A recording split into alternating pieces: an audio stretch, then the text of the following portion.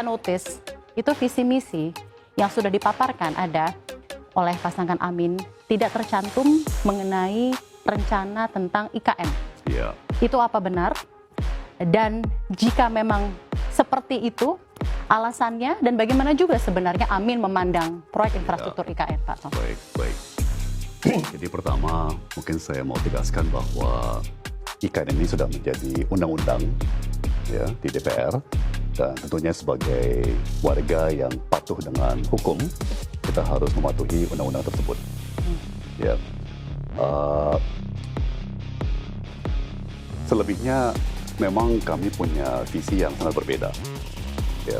Jadi seperti sudah disampaikan oleh Pak Anies, IKN itu satu tempat, satu lokasi di Kalimantan. Ya. Tujuannya kan pemerataan. Ya. Sementara Pak Anies sudah menyampaikan visi kami adalah antara lain minimum membangun 14 kota di semenanjung Indonesia yang masing-masing bisa menjadi penggerak ekonomi di daerahnya masing-masing, ya kan? Jadi lebih melebar gitu ya, lebih meluas. Kedua, beberapa hari ini Pak Anies juga menyampaikan bahwa kalau kita benar-benar serius mengenai pemerataan, ya sebetulnya strategi yang hemat kami tepat adalah kota kecil ditumbuhkan menjadi kota menengah, kota menengah ditumbuhkan menjadi kota besar, ya, di semenanjung Indonesia, bukan hanya di satu titik. 14 tadi yang Anda sampaikan, Pak. Sekurang-kurangnya 14, ya kan, itu satu. Jadi istilah saya itu bayangkan kalau Indonesia punya 14 Jakarta kecil, ya, jadi bukan dari segi populasi, ya, bukan dari segi besarannya, ya, tapi dari segi dinamisnya ekonomi di kota-kota tersebut, ya kan, mutu daripada jasa kesehatan, jasa pendidikan, kualitas hiburan yang ditawarkan, bayangkan itu setara dengan Jakarta. Di Sumatera, di Kalimantan, di Sulawesi, di Maluku, Papua, Nusa Tenggara, ya kan, itu hemat kami akan jauh lebih efektif kalau tujuan kita memang pemerataan dibandingkan dengan satu titik saja di Kalimantan Timur. Saja. Itu satu. Pak Tom, saya ingin bertanya sebelum Anda melanjutkan, apakah berarti dengan apa yang tadi Anda sampaikan, jika nanti pasangan Anies dan Muhaimin terpilih, berarti IKN tidak akan menjadi proyek prioritas? Saya kira Pak Anies menggunakan istilah yang baik ya. Kita akan kerahkan proses teknokrasi. Ya. Gayanya Pak Anies itu kan dan Pak Muhaimin juga adalah konsultatif, ya, musyawarah.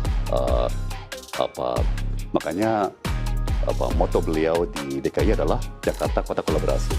Ya, jadi yang kita inginkan adalah sebuah proses yang transparan, yang mengundang berbagai pemangku kepentingan, apakah dari masyarakat sipil, dari akademia, dari pelaku usaha, bahkan dari internasional, ya kan, untuk semua memberikan keahliannya, memberikan analisanya, supaya kita bisa fine tuning ya, kita bisa menyesuaikan dengan fakta dan data yang ada.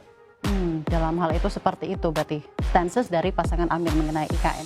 Sedikit saya sebelum saya beralih ke Pak Erwin dan juga Pak Sony, tadi kita lihat sendiri bahwa datanya selama Presiden Jokowi memimpin ada peningkatan yang signifikan, Pak, untuk anggaran infrastruktur.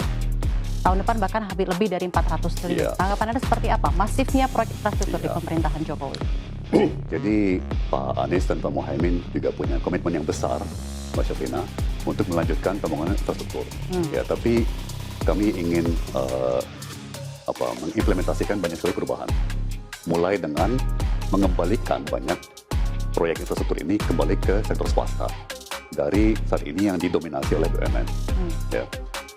Di periode pertama, saya ingat tuh, salah satu dari top 10 konglomerat Indonesia pernah bilang ke saya, Pak Tom, tolong dong ingetin Pak Presiden, ya, kalau proyek infrastruktur itu dibangun oleh BUMN, pakai anggaran APBN, itu perkiraan beliau kira-kira 40% yang dikorupsi, yang hilang, ya, 40%.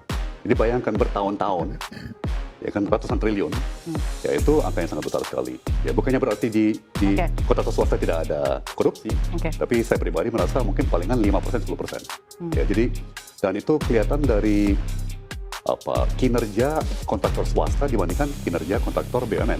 Oke. Ya, sudah menjadi rahasia, bukan rahasia, sudah menjadi pengetahuan publik bahwa yang namanya karya-karya, apakah itu Waskita Karya, Wijaya Karya, Adikarya sangat bermasalah. Dan semuanya merugi. Ya. Sementara kelihatan bahwa kontraktor swasta itu profitable, termasuk misalnya Bukaka, keluarganya Pak Erwin, ya kan itu profit marginnya 10%.